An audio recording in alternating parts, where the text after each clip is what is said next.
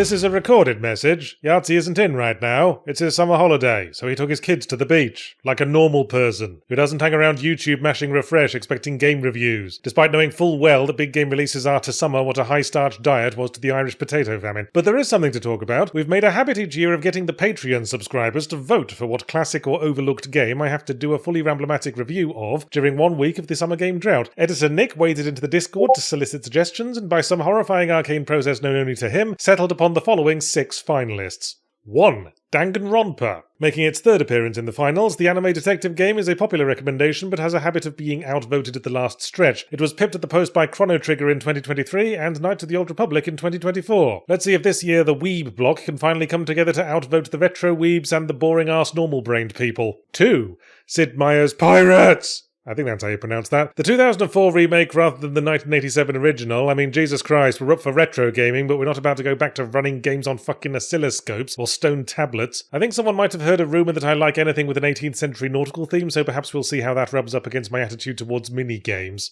3. Deep Rock Galactic, a multiplayer mining survival type game about space dwarfs, which I have played, didn't really gel with it, but I can see how it might appeal. Not entirely clear on why someone thinks it would be funny to make me play it again, maybe because I am basically the diametric opposite of a space dwarf, that is, an earthbound tall person.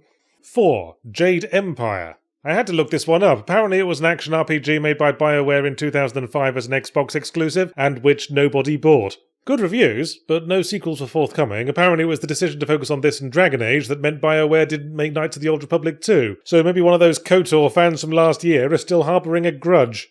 5. Factorio. The original top-down 2D game about factory making and pretty much bugger all else, this one got pretty damn close to winning last year. Christ knows why. I think it has one of those rabid fanbases who insist that no really, you too will soon become obsessed with creating visual metaphors for my internal thought processes when I'm trying to find room in my schedule for a sneaky wank.